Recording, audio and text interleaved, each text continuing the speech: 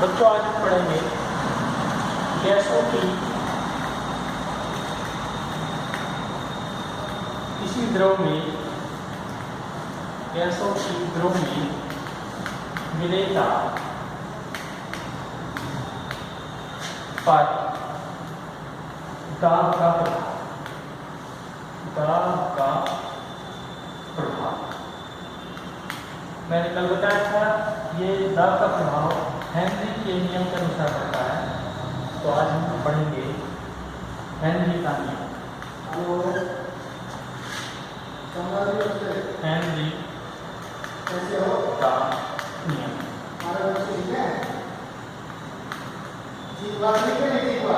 Henry के इस नियम के अनुसार किसी निश्चित ताप पर किसी गैस का किसी द्रव में घुला हुआ मोल प्रभाज उस द्रव की सतह पर गैस द्वारा लगाए गए आंशिक दाब के बराबर, आंशिक दाब के अनुक्रमानुपाती होता है। इसको लिखेंगे किसी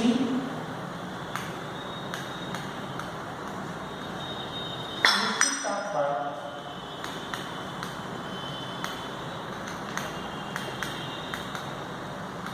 ऐसे किसी हटा दें।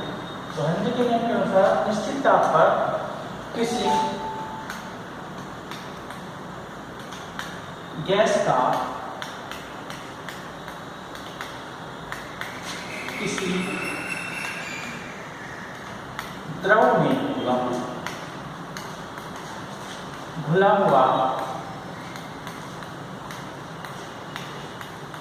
मोल प्रभाज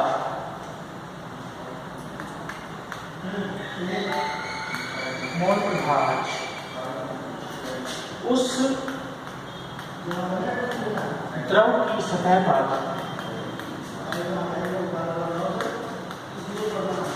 गैस के आंशिक दाब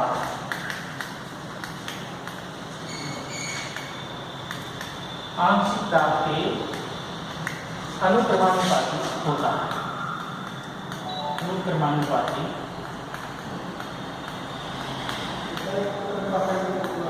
होता है। तो इसे नोट कर लेंगे इस नियम को। इसके बाद इसका मैथमेटिकल रूप है, इस तरह से हम लिखेंगे।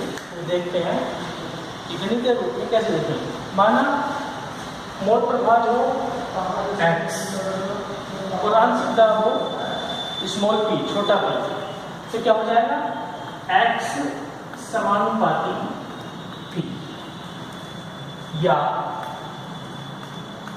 p समानुपाती x, जहां पे p क्या है गैस का आंशिक दाब और x क्या है गैस का घुला हुआ मोल प्रभाज, मोल अंश जो उस द्रव में घुला। या हम इसको कह सकते हैं P बराबर KH into X। ये हेनरी के नियम का गणितीय रूप है, जहाँ KH क्या है, KH है हेनरी स्थिरांक। इस हेनरी स्थिरांक का मान किसी विशेष द्रव के लिए उस गैस की प्रकृति पर निर्भर करता है, उस निश्चित ताप पर।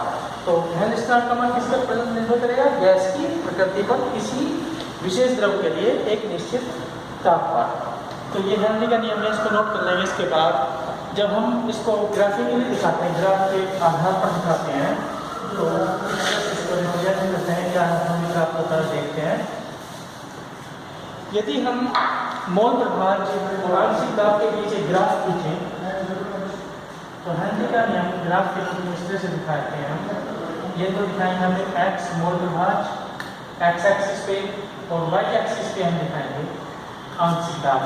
तो हमें इससे सरल रेखा प्राप्त होती है और इस सरल रेखा की जो प्रवणता होती है, जो स्लोप होता है, स्लोप, इसको हिंदी में हम कहते हैं प्रवणता। ये प्रवणता किसके बराबर होती है, हेनरी स्थिरांक के बराबर होती है। यदि हम इस सूत्र में देखें, यदि आंशिक दाब निश्चित हो गैस का, तो यदि हेनरी स्थिरांक का मान ज्यादा होगा तो x का मान मिल जाएगा, यानी मोल प्रभाज का मान कम हो जाएगा।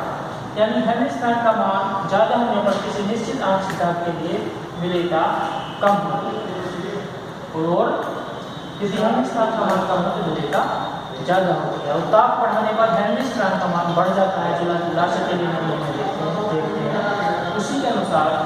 फिर यहाँ पे जो है क्या होगा, जब हेनरी स्थिरांक का मान बढ़ जाएगा तो मोल प्रवाह जो बुला हुआ है या का जो विलेयता जो बुनी हुई है, जो मात्रा बुनी हुई है गैस की, वो विलेयता घट जाएगी उस द्रव में। तो हेनरी के नियम के कुछ अनुप्रयोग हैं वो बताता हूँ। हेनरी के नियम के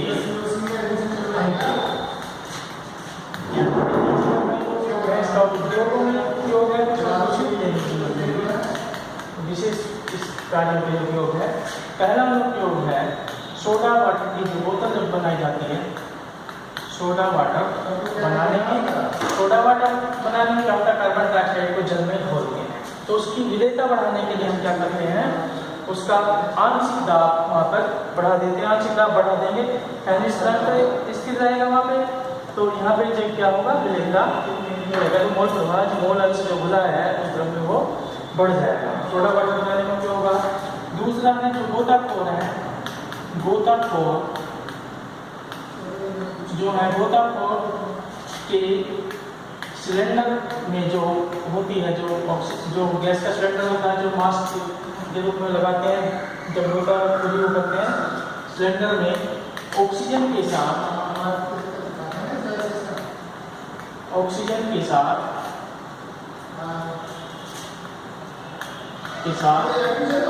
हीलियम मिलाई जाती है, हीलियम मिला के। ऐसा क्यों करते हैं, यदि खाली ऑक्सीजन का सिलेंडर हम देंगे उनको, तो समुद्र में जब वो गहराई में जाएंगे, पानी में जब गहराई में जाएंगे तो दाब एक तो अधिक पड़ेगा, और जब वो कार्बन डाइऑक्साइड छोड़ेंगे, कार्बन डाइऑक्साइड का भी दाब अधिक पड़ता है, तो दाब अधिक पड़ने से नाइट्रोजन भी रहती है भूमि के अंदर, जो छोटे छोटे पौधे होते हैं उनकी वजह से, तो नाइट्रोजन अंदर चली जाती है उसके ब्लड में, और नाइट्रोजन की विलेयता ज़्यादा होती है। नाइट्रोजन की विलेयता ब्लड में ज़्यादा होती है। जब वो वापस से गोताखोर बाहर निकलता है तो नाइट्रोजन फिर दाब कम हो जाता है बाहर, तो नाइट्रोजन निकलती है बुलबुलों के रूप में, और बुलबुले के रूप में जब वो निकलती है तो उससे पीड़ा होती है गोताखोर को। तो उस पीड़ा ना हो उस वजह से सिलेंडर में ऑक्सीजन के साथ हीलियम मिलाते हैं। हीलियम हल्की होती है, एक तो दाब कम पड़ता है, दूसरा ये इसमें ब्लड में जो रक्त में जो इसकी लेता है वो कम होती है, इस वजह से उसको वो पीड़ा से बच जाता है। तीसरा अनुप्रयोग है इसका हेनरी के नियम का, पर्वतारोही जो होते हैं, पर्वतारोही, उनके लिए उनको जो है ऑक्सीजन के सिलेंडर दिए जाते हैं, क्योंकि ऑक्सीजन के सिलेंडर से दिए जाते हैं क्योंकि ऊपर जाने पर, ऊंचाई पर जाने पर वहाँ पर ऑक्सीजन की मात्रा घट जाती है वायु दाब कम होने से, तो जिससे सांस लेने में कठिनाई और दुर्बलता वगैरह उत्पन्न हो जाती हैं, दिक्कतें हो जाती हैं। तो दिक्कतें ना हो तो वहाँ पर फिर वायु के सिलेंडर का ऑक्सीजन के सिलेंडर उनको दिए जाते हैं, या ऑक्सीजन के सिलेंडर वो लगा करके जाते हैं, जिससे उस कम दाब के प्रभाव से बच सके, पर्याप्त मात्रा में उन्हें ऑक्सीजन वहाँ पर मिल सके। तो ये हेनरी के नियम के 3 उपयोग है। तो आज इतना ही, कल इससे आगे फिर मैं बताऊँगा जो इस